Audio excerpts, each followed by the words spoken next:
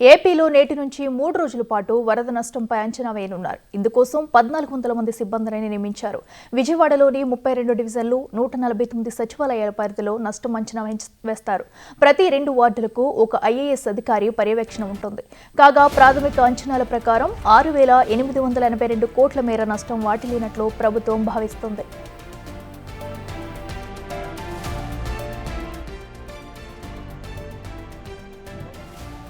భారీ వర్షాలు, వరదల వల్ల భారీ స్థాయిలో నష్టం వాటిల్లింది.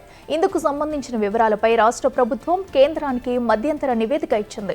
అందులో R&Bకి 2,164.5 కోట్లు, నీటివనరుల శాఖకు 1,568.5 కోట్లు, పురపాలక శాఖకు 1,160 కోట్లు, రెవెన్యూ శాఖకు 750 కోట్లు, విద్యుత్ శాఖకు 481 కోట్లు, వ్యవసాయ శాఖకు 301 కోట్లు, పంచాయతీ రోడ్లకు 167.5 కోట్లు, మత్స్యశాఖకు 157.86 కోట్లు, గ్రామీణ నీటి సరఫరాకు 75.5 కోట్లు నష్టం వాటిల్లినట్లు అధికారులు అంచనా వేశారు.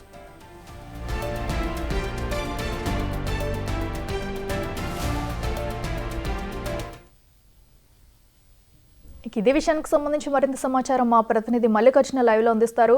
మల్లికార్జున, చెప్పండి, మరి విజయవాడలో వరద నష్టంపై అంచనా వేయడానికి కూడా అక్కడ అంత సిద్ధమైనట్టు తెలుస్తుంది. దీనికి సంబంధించిన డీటెయిల్స్ అంటే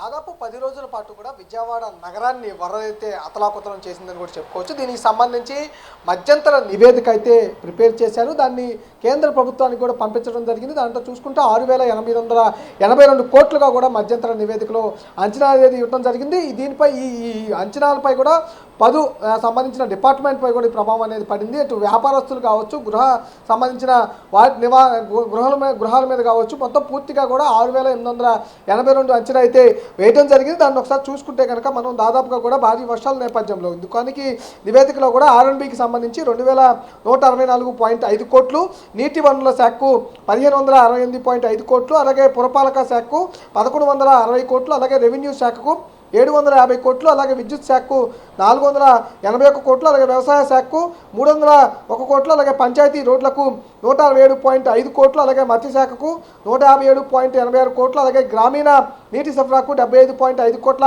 నష్టం వాటిల్లినట్లు కూడా అధికారులు అయితే అంచనా వేస్తున్న పరిస్థితి కూడా కనిపిస్తూ ఉంది. ఇది మధ్యంతర నివేదిక మాత్రమే, ప్రభుత్వం అంచనా వేస్తున్న పరిస్థితి కనిపిస్తుంది. క్షేత్రస్థాయిలో స్వయంగా అధికారులు వెళ్ళి అసలు ఎంత మేరకు ఆస్తి నష్టం వాటిల్లనే దానిపై కూడా నిన్న తుమ్మలపల్లి కళాక్షేత్రంలో కూడా అధికారులు ఎవరైతే ఉన్నారో దాదాపుగా 1,400 మంది అధికారులు ఉన్నారు.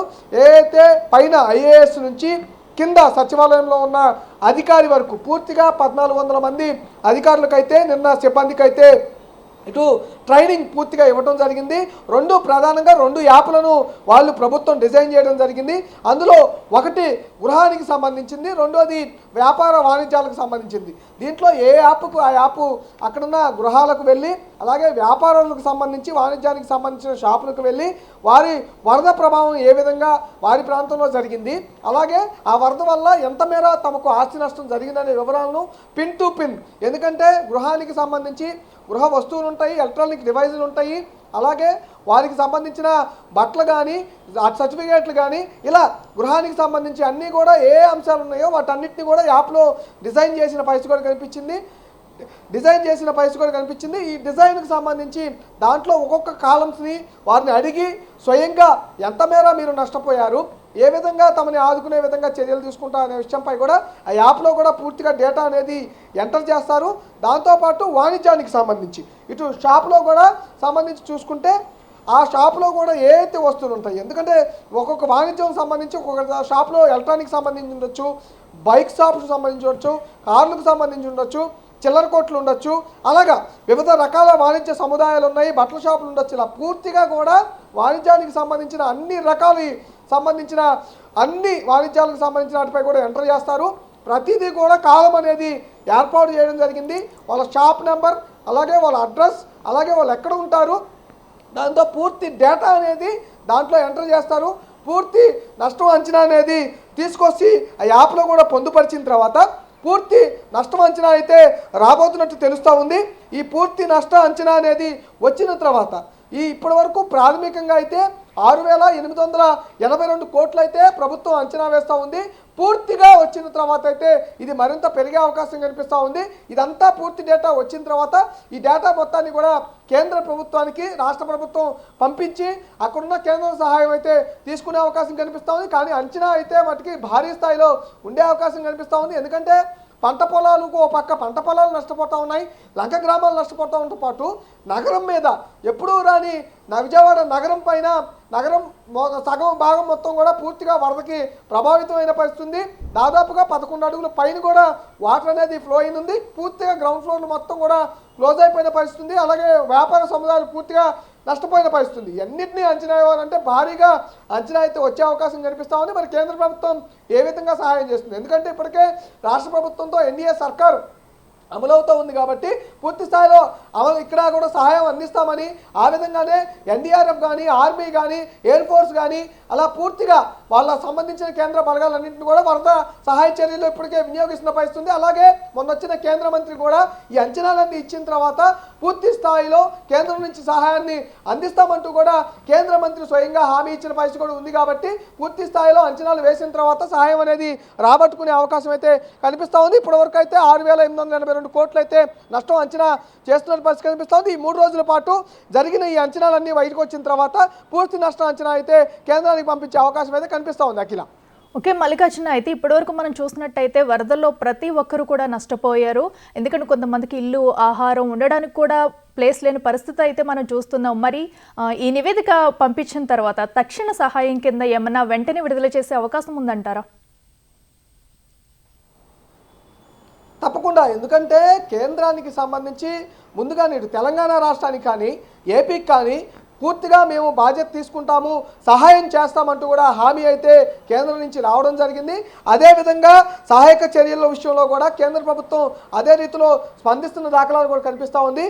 నష్టం అంచనా అనేది భారీగా ఉండే అవకాశం కనిపిస్తూ ఉంది. ఎందుకంటే గ్రామాల్లో నష్టం అంచనా అనేది పంట పొలాలు అక్కడ ఉంటుంది, పంట పొలాలకు ఎక్కువగా నష్టం అనేది అంచనా ఉంటుంది. కానీ ఇప్పుడు నగరం పైనే ఒక పెద్ద నగరం పైనే ఈ వరద అనేది విజృంభించడంతో ఇప్పుడు భారీ స్థాయిలో అంచనా అనేది ఉంటుంది. కంపల్సరీగా ఇటు అంచనాలు వేసిన తర్వాత పూర్తి స్థాయిలో ఈ 3 రోజులు అంచనా అనేది వేసిన తర్వాత పూర్తి నష్టం ఎంతైతే ఆస్తి నష్టం వస్తుందో ఆ ఆస్తి నష్టం వచ్చిన తర్వాత ముందుగా, ఎందుకంటే పూర్తి స్థాయిలో పంపించాలి అన్నా కూడా కేంద్రానికి కొంత బర్డెన్ అయ్యే అవకాశం ఉంటుంది. కాబట్టి ముందు రిలీఫ్గా కొంత రాష్ట్రానికి ముందుగా ఇమీడియట్గా వీళ్ళందరినీ ఆదుకోవాల్సిన పరిస్థితి ఉంది. కాబట్టి ముందు ఇమీడియట్గా రిలీఫ్గా కొంత అమౌంట్ అయితే పంపించే అవకాశం కనిపిస్తూ ఉంది.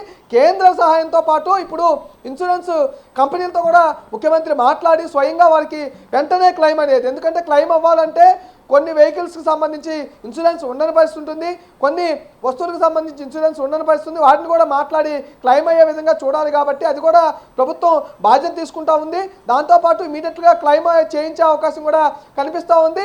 10 రోజుల నుంచి నెల రోజుల్లోనే క్లెయిమ్ చేయించి వాళ్ళకి ఇచ్చే అవకాశాన్ని కూడా ఇటు ప్రభుత్వం పరిశీలిస్తూ ఉంది, వాళ్ళతో మాట్లాడుతూ ఉంది.